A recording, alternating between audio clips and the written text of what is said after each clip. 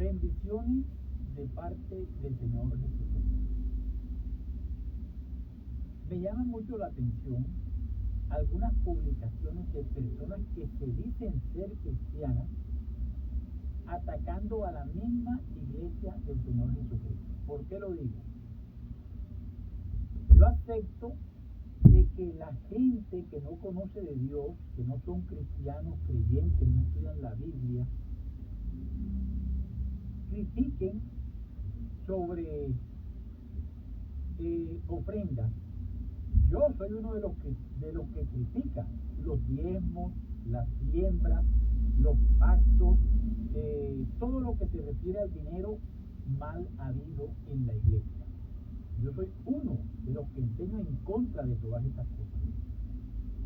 Pero cuando las personas allá afuera en el mundo hablan, y yo los he escuchado, le dicen: no ofrenden en las iglesias porque los pastores son vividores.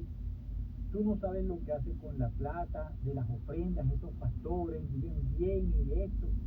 Que ellos hablen, ok, está bien, no conocen de Dios, se les acepta, se les pasa por alto. Pero que unas personas que se hagan llamar cristianas pongan publicaciones de personas pobres, necesitadas, y digan: no ofrenden en las iglesias, lo que vayas a ofrendar en las iglesias mejor ofréndaselo a los pobres. Eso es algo antibíblico, porque la Biblia enseña de que la ofrenda hay que darla en la iglesia local. Todos los creyentes estamos obligados por el Señor, no por el pastor, ni por los charlatanes, ni por los embusteros, ni por, llámese como lo quieran llamar. Estamos obligados por el Señor, porque es un mandato, el ofrendar. Mire que estoy refiriéndome a ofrenda, no estoy hablando de diezmo, que si es antibíblico. No estoy hablando de siembra, de pactos y de todo lo que habla el Antiguo Testamento referente al dinero para el tabernáculo. No, solamente estoy hablando de lo que enseña Dios en el nuevo pacto, la ofrenda. ¿Cómo debes ofrendar? De acuerdo a cómo Dios te ha prosperado, enseña la palabra. De acuerdo a cómo Dios te ha prosperado, tu ofrenda debe ser voluntaria, y si Dios te prosperó abundantemente, como dice el apóstol Pablo, debes ofrendar abundantemente. Así de sencillo. Pero el apóstol Pablo enseña de que la ofrenda se da en la iglesia. Ahora, la Biblia dice que cuando Pedro y Juan estuvieron delante del concilio, ellos le dijeron a los fariseos: nos es necesario obedecer a Dios antes que a los hombres. Y yo les pregunto a ustedes y les digo o les enseño: ¿a quién van a creer ustedes? ¿A Dios o a algunos creyentes o unas personas haciéndose pasar por cristianos, porque cristianos no son, vestidos de cristianos o de cristianas, enseñando que no debes ofrendar en la iglesia, que tu ofrenda mejor se la deja a los pobres en la calle? Vea, eso es antibíblico. La Biblia sí habla de que las ofrendas que se dan en la iglesia sirven tanto para la manutención de los pastores como para las misiones, y también para los pobres de la iglesia, los necesitados de la iglesia, no del mundo, de la iglesia. El Señor es muy enfático cuando dice: las viudas de la iglesia, las personas que han dado testimonio de que han servido al Señor, de que han predicado el evangelio, de que han lavado los pies de los santos, que le dan hospedaje a los creyentes, son dignas de que se les ayude en la iglesia cuando ya no tienen quien las sostenga, porque son viudas, son pobres, no tienen de dónde sacar.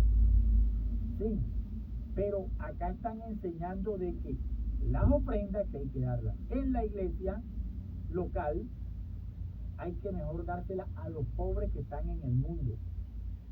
O sea, no es malo hacer ayudas. Antes Eso debe nacer de nosotros. Tú vas por la calle, ves a una persona, a un niño, un anciano que no tiene cómo valerse y le das una comida, le das una medicina, le das un transporte, le compras algo que necesite. Eso está bien. Pero no hay que confundir, no, porque yo hice una obra de caridad, porque Dios me puso en el corazón, ahora yo lo voy a tomar como la ofrenda que yo iba a dar en la iglesia. Y eso no es así. Entonces, cuando veamos estas publicaciones, corrijámoslas. Y precisamente hay personas que no son creyentes, que pertenecen a unas doctrinas tan raras, haciendo estas enseñanzas. Por eso es que, como siempre lo digo, es mejor estudiar las Escrituras para nosotros poder estar al tanto de qué es lo que Dios nos enseña y qué es lo que Dios quiere de nosotros, y no que estemos escuchando tanta palabrería humana que tiene mucha gente en la calle y que hoy día se la dan de doctores de la ley, maestros de Dios, apóstoles del Señor Jesucristo, profetas de Dios, y a la verdad no son absolutamente nada. Aquella persona que sea maestra de la palabra de Dios, cuando digo maestra, estoy refiriéndome a hombres, aquella persona que sea un maestro de la palabra, si esa persona no está cumpliendo con lo que está enseñando, o sea, no está dando ejemplo con la obediencia suya a la palabra, ese es un falso maestro. Así está enseñando la verdad. Así es que, mis hermanos, vamos a estudiar más las Escrituras para que nosotros sepamos que la iglesia, la ofrenda, se da en la iglesia local.